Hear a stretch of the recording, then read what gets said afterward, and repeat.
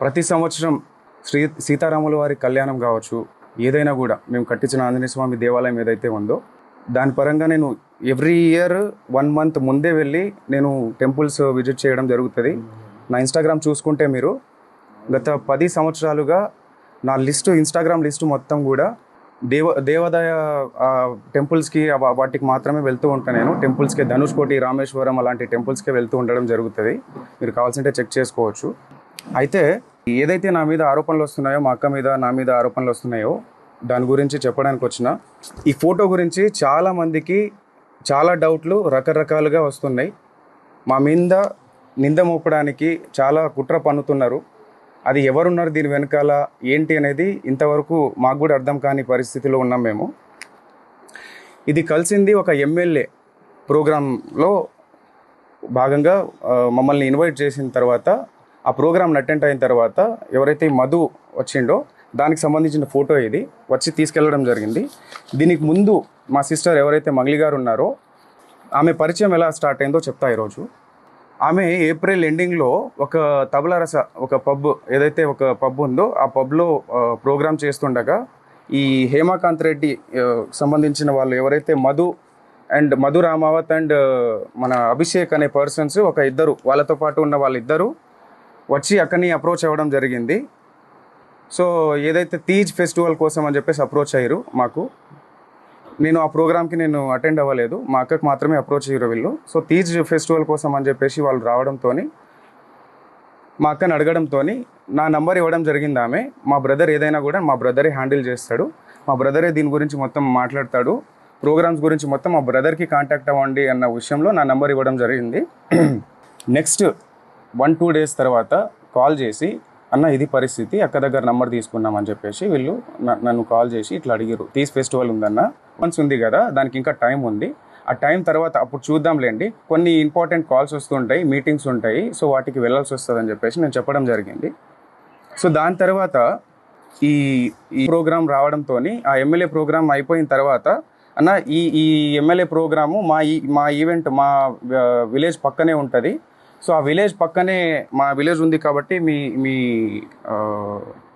ఏదైతే ఆ ప్రోగ్రాం తర్వాత ఈయన వచ్చి మా దగ్గరకు వచ్చి, మా విలేజ్ పక్కనే ఉంటుందన్న, వచ్చి మా దగ్గర భోంచేసి వెళ్ళండి ప్లీజ్, దయచేసి రావాల్సిందిగా కోరుతున్నామని చెప్పేసి, అక్క అంటే మాకు చాలా అభిమానము, ఇష్టము, మా విలేజ్కి వస్తే బాగుంటుందని చెప్పేసి సో పిలిచి మమ్మల్ని ఇన్వైట్ చేసి వెళ్ళడం జరిగింది. ఎందుకు వెళ్ళామంటే ఆ టైంలో చాలా ఓవర్ టైం అయిపోయింది, 12 o'clock అయిపోయింది. ఆ 12 o'clock తర్వాత ఈయన వచ్చి నేను డిన్నర్ అరేంజ్ చేసిన రండి అని చెప్పేసి పిలవడంతో, మా కమ్యూనిటీ కదా అని చెప్పేసి ఆ ఉద్దేశంతో ప్రోగ్రామ్స్ ఉన్నాయని చెప్పి మమ్మల్ని పిలవడంతో మేము వెళ్ళడం జరిగింది.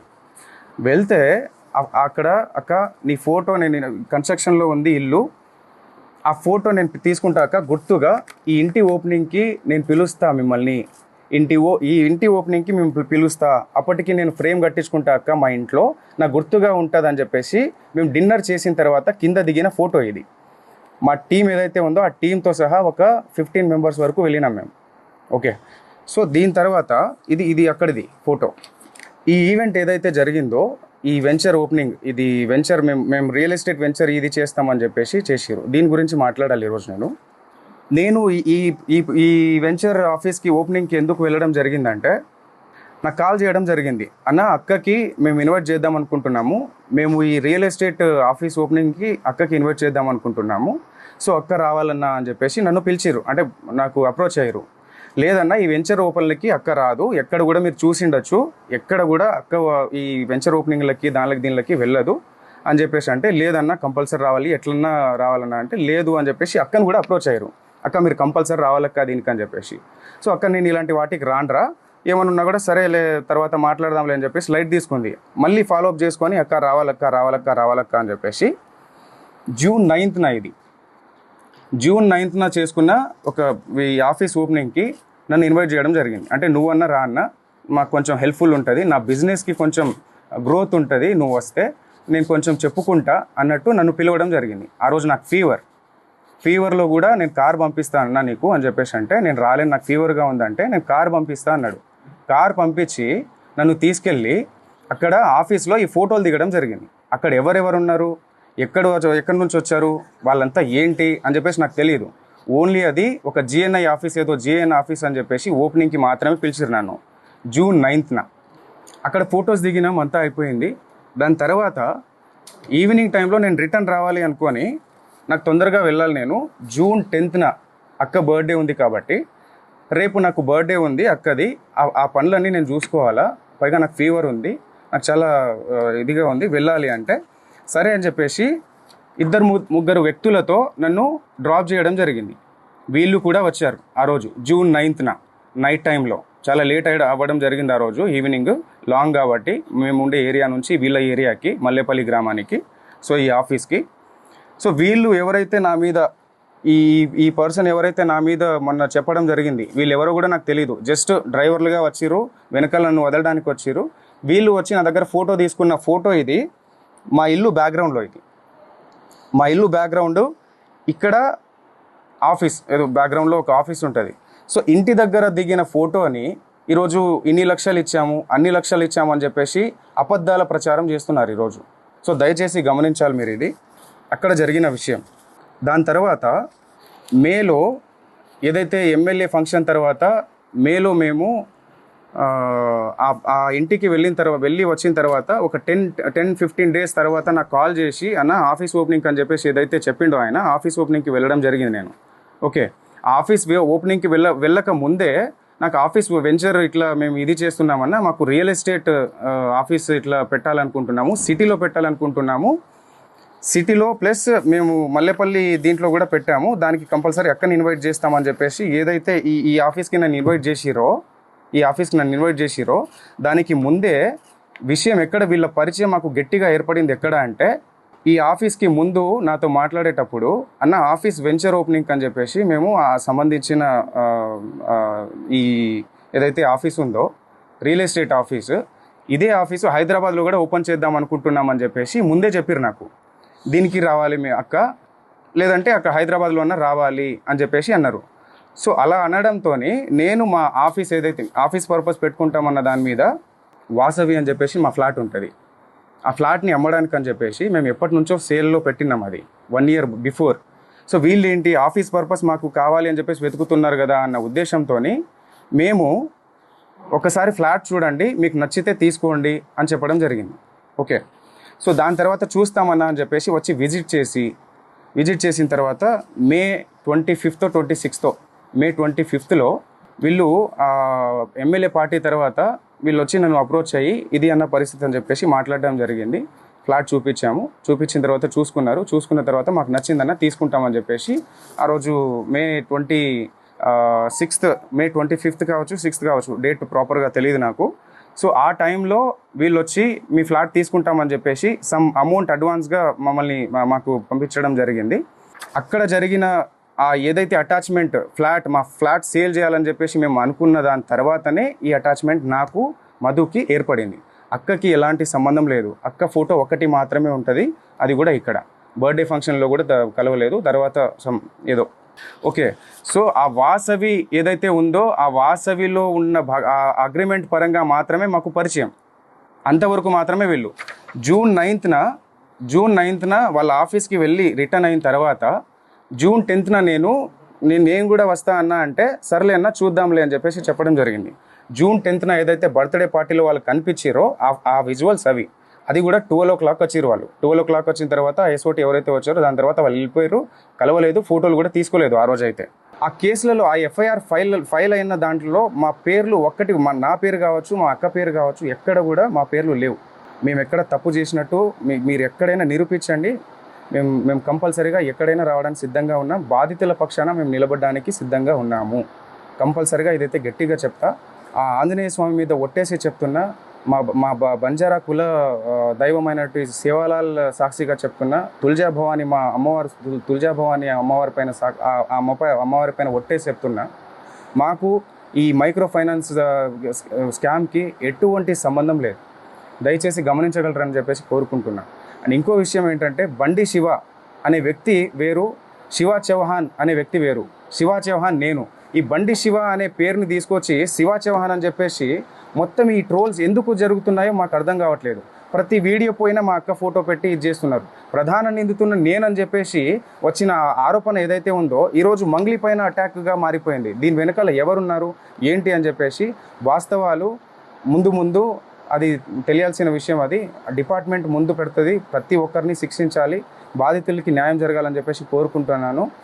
14 ఏళ్ళుగా ఒక్కొక్క మెట్టు ధర్మంగా, ఒక్కొక్క మెట్టు ప్రతి పాట ఒక శక్తిలాగా వచ్చే ఒక పాటని ఆమె ముందుకు తీసుకొస్తూ జనాల్ని అంత ఇదిగా తీసుకొస్తూ అంత ధర్మంగా ప్రతిదీ అంత ముందుకు తీసుకొస్తున్నప్పుడు అలాంటి ఒక్కొక్క మెట్టు పవిత్రంగా ఎక్కిన మెట్టుని బదనం చేయడానికి వీళ్ళు ప్రయత్నిస్తున్నారంటే ఎందుకు ఆరోగ్యంగా మాట్లాడదండి? నా ఏ తప్పు లేదు, నా తప్పు లేదని చెప్పేసి ఎందుకు చెప్పకుండా ఉంటుంది? ఆమె సైలెంట్గా ఎందుకు ఉండాలి? మీరు అడిగిన ఏదైతే అవి డబ్బులు ఏవైతే అడిగారో అని చెప్పేసి నాకు ఇట్లా అని చెప్పేసి ఎందుకు మేము ఏదైనా లీగల్గా వెళ్తున్నాం. ఇంతవరకు రాకుండా ఉండడానికి కారణం కూడా అదే. ఈరోజు మమ్మల్ని బదనం చేయాలన్న ఆ ఉద్దేశంతోనే మీరు ఇంత కుట్ర పన్నుతున్నారే, మీ వెనకాల ఎవరున్నారు? అవన్నీ జరగాల్సిన రీతిలో జరుగుతుంది. ఇవన్నీ మొత్తం క్లీన్ చీట్ వచ్చిన తర్వాత డిపార్ట్మెంట్ పరంగా మేము ఎలా లీగల్గా ఎవరి మీద చర్యలు తీసుకోవాలనేది కూడా తప్పకుండా తీసుకుంటాం. దీంట్లో ఎవరిని వదిలేదైతే లేదు.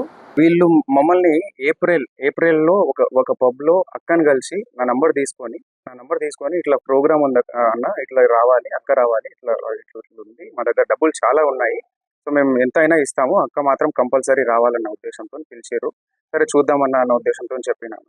తర్వాత వెంటనే ఒక 1 మంత్ తర్వాత ఈ మన ఎమ్మెల్యే ప్రోగ్రామ్ జరిగింది. ఆ ఎమ్మెల్యే ప్రోగ్రాంలో వీళ్ళు అన్న పక్కనే ఉంది మా విలేజ్, అక్కడ మిర్యాలగూడ నుంచి పక్కనే మాకు, సో మీరు రావాల్సిందే అన్న కంపల్సరీగా, డిన్నర్ అరేంజ్ చేసిన నేను, అక్కని తీసుకురా అన్న అది ఇది అని చెప్పేసి వాళ్ళు రిక్వెస్ట్ చేసి, దాని తర్వాత కూడా అక్కతో అక్క ప్లీజ్ అక్క ఒక్కసారి రాక, నాకు కొంచెం హెల్ప్ఫుల్గా ఉంటుంది అక్క, నువ్వు వస్తే నాకు బిజినెస్ కొంచెం నాకు రన్ అవుతుంది అక్క అన్న ఉద్దేశంతో పిలిచిరు.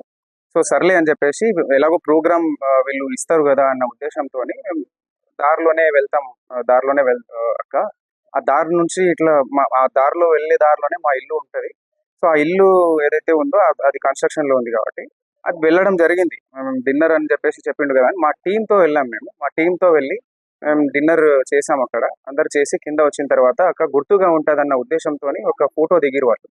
తర్వాత మేము కలిసిండేది ఇట్లా ఆఫీస్ పర్పస్ అని చెప్పేసి ఓపెనింగ్ చేసుకోవాలని చెప్పేసి ఇక్కడ హైదరాబాద్లో కూడా ఒక ఆఫీస్ కావాలి మాకు అని చెప్పేసి చెప్పడంతో, సరే ఫ్లాట్ ఉంది మీరు చూడండి ఒకసారి, మీకు నచ్చితే తీసుకోండి అని చెప్పడం జరిగింది. నేను చూసిరు వాళ్ళు, చూసిన తర్వాత నచ్చిందని చెప్పేసి అగ్రిమెంట్ చేసుకున్నాము, అంతా ఓకే, అంతవరకు ట్రాన్స్ఫర్ చేసిరు.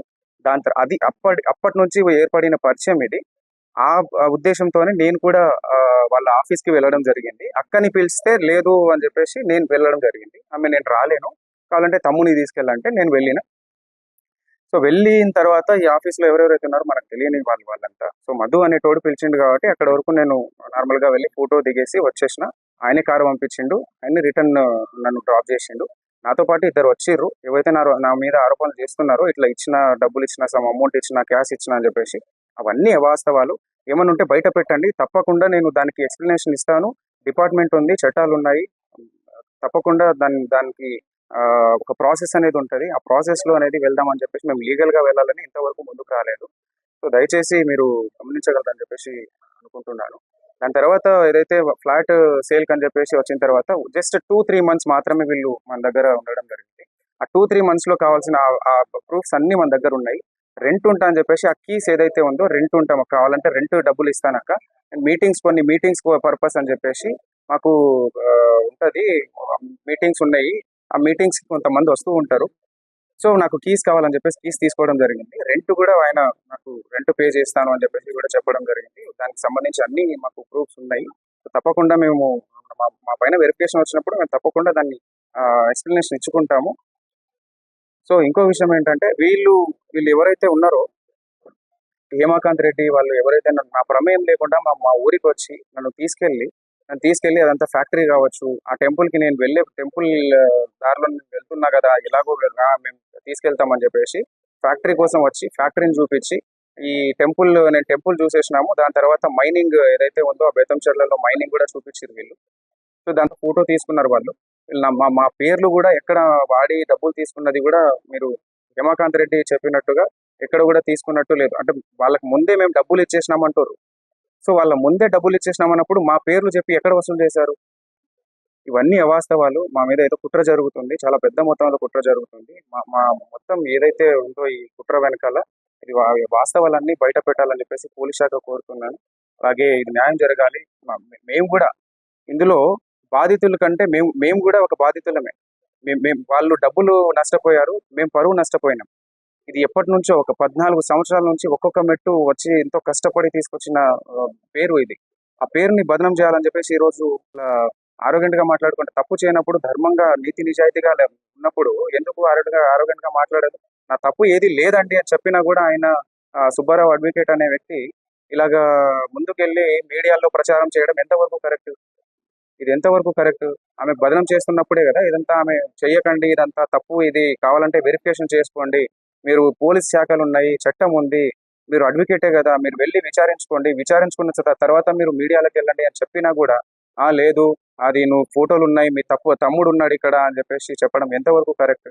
పోలీస్ శాఖ మొత్తం డిపార్ట్మెంట్ కావచ్చు, ఇంకోరు విచారణ చేయకముందే ఇన్ని ఆరోపణలు మా పైన కుట్ర పన్నినట్టు కాదా? ఇదంతా మా వెనకాల కుట్ర చేస్తున్నట్టు కాదా? మీకు అనిపించట్లేదు? ఒక్కసారి ఆలోచించాల్సిందిగా కోరుతున్నాం. అవన్నీ అవాస్తవాలు, ఏవైనా కూడా ముందు పెట్టమని చెప్పండి. కేవలం ఫోటోలు చూపించి ఒక సెలబ్రిటీ స్థాయిలో ఉన్న వాళ్ళు చాలా మందితో దిగుతారు, కూడా వందల మందితో దిగుతారు. ఆ ఫోటోలు తీసుకొచ్చి ఇవి చేయడం ఎంతవరకు కరెక్ట్? ఒక్క ఆధారం కూడా, ఈ 100 ఎఫ్ఐఆర్లు అయిన దాంట్లో ఒక్క పేరు కూడా మా పేరు లేదు, ఒక్క కేసులో కూడా మా పేరు లేదు. ఈ రోజు సుబ్బారావు అడ్వకేట్ అనే వ్యక్తి ఏ కేసు లేకుండా, ఏ ఆధారాలు లేకుండా కేవలం ఆరోగ్యంట్ గా మాట్లాడింది, కేవలం నన్ను ఇబ్బంది పెట్టింది, నన్ను ఇట్లా మాట్లాడింది, ఆమె ఇలా మాట్లాడింది, ఆమె వ్యక్తిత్వం కరెక్ట్ కాదు అని చెప్పడానికి ఆయన ఎవరు?